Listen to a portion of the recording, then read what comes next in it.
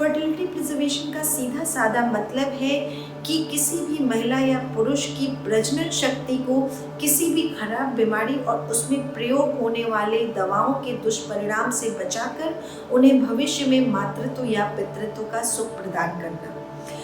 Fertility preservation के बहुत सारे तरीके उपलब्ध हैं, परंतु कौन सा तरीका किस पे लागू होगा, इसके लिए वो महिला जिस वक्त उसे इस बीमारी की डायग्नोसिस होती है उससे उसके ट्रीटमेंट के बीच में कितना समय है इस पर निर्भर करता है। इसलिए हर कैंसर स्पेशलिस्ट या ऑन्को स्पेशलिस्ट का ये कर्तव्य है कि कोई भी महिला जो ही सीए ब्रेस्ट से पीड़ित पाई जाती है उन्हें उसे किसी ऑन्को फर्टिलिस्ट या इनफर्टिलिटी स्पेशलिस्ट के पास भेजना चाहिए,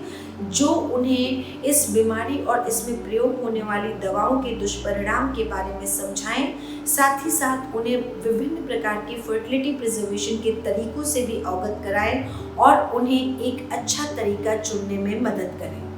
फर्टिलिटी प्रिजर्वेशन का बेस्ट तरीका एम्ब्रियो क्रायो प्रिजर्वेशन है, जो उन महिलाओं में प्रयोग किया जा सकता है जिनके पास बीमारी से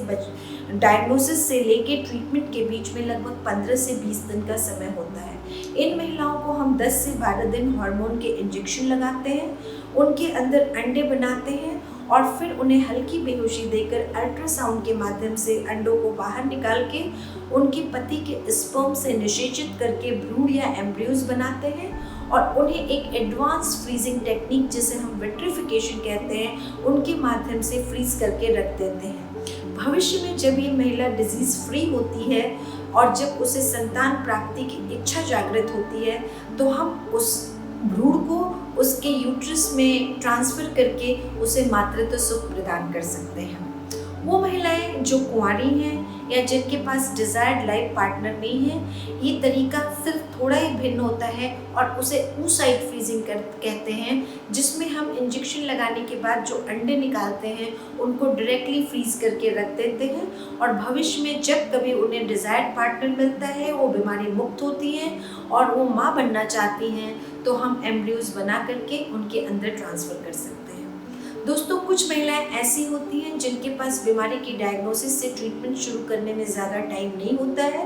उन लोगों के लिए भी फर्टिलिटी प्रिजर्वेशन संभव है। उन महिलाओं में हम एक छोटे ऑपरेशन द्वारा उनके अंडाशय के कुछ टुकड़ों को काट के निकाल के फ्रीज कर देते हैं, जिसे हम ओवेरियन टिश्यू फ्रीजिंग कहते हैं। और आगे चल के जब ये महिला डिजीज़ फ्री होती है, स्वस्थ हो जाती है, तो हम उसको उसकी बॉडी में ट्रांसप्लांट कर देते हैं और इस महिला की प्रजनन क्षमता उसके बाद किसी भी सामान्य महिला की तरह हो जाती है और वो माँ बन सकती है। 10% महिलाएं जो यंग एज में कार्सिनोमा ब्रेस्ट से पीड़ित होती हैं, वो किसी न किसी जेनेटिक म्यूटेशन का शिकार होती हैं, जो इन महिलाओं को अन्य अंगों के कैंसर के लिए भी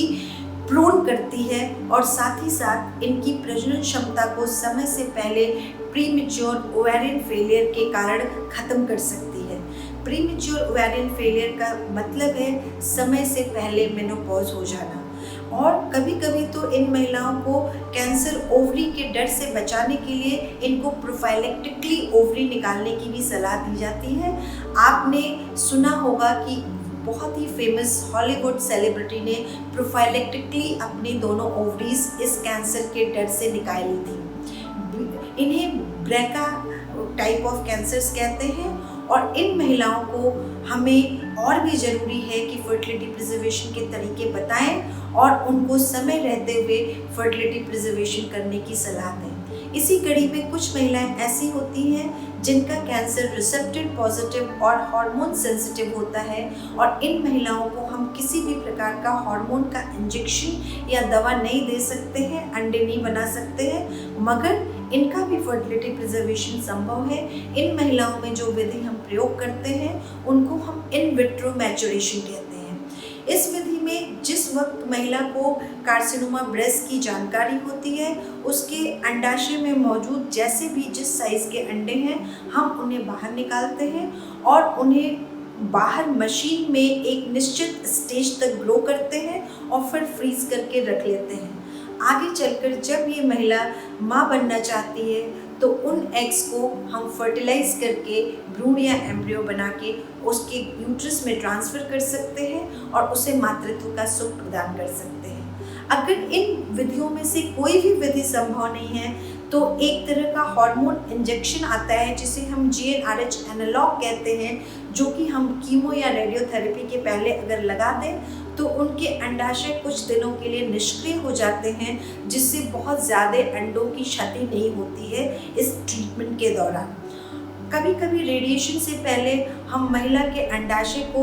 ऊपर की तरफ खिसका करके रेडिएशन फील्ड से बाहर कर देते हैं, जिससे उस रेडियोथेरेपी का दुष्प्रभाव अंडाशयों पे बहुत ज़्यादा नहीं पड़ता है। हालांकि ये तरीके बहुत कारगर नहीं हैं, फिर भी काम करते हैं। दोस्तों, आज की नारी अपने कैरियर के लिए बहुत कॉन्शियस है। वो अपने कैरियर के अकॉर्डिंगली अपनी मैरिज और अपनी चाइल्ड बेयरिंग को पोस्टपोन करती है। ऐसे में अगर ये बीमारी उसको समय से पूर्व हो जाती है तो उसके लिए फर्टिलिटी प्रिजर्वेशन बहुत ही ज़्यादा ज़रूरी है और ये हमारा कर्तव्य है कि हम ऐसी हर महिला को समय रहते हुए इन तरीकों की जानकारी दें। और ये करने के लिए सबसे अच्छा तरीका होगा कि हर कैंसर यूनिट जहाँ पे इन बीमारियों का इलाज होता है वहाँ पे as an extension fertility preservation unit होनी चाहिए, जहाँ पे इन महिलाओं की प्रॉपर काउंसलिंग हो, उन्हें सारी तरीकों की जानकारी दी जाए। भले वो महिला मैरिड हो अनमैरिड हो, इसका असर नहीं पड़ना चाहिए हमारी काउंसलिंग पे। हर महिला का ये अधिकार है कि उसे जितने तरह के तरीके उपलब्ध हैं उनकी जानकारी दे करके और उसे एक अच्छा तरीका चूज़ करने में मदद की जाए, जिससे भविष्य में वो एक स्वस्थ जीवन, जो कि ना सिर्फ फिजिकली फिट हो बल्कि इमोशनली भी फुलफिलिंग हो, ऐसा जीवन हम उनको प्रदान कर सकें।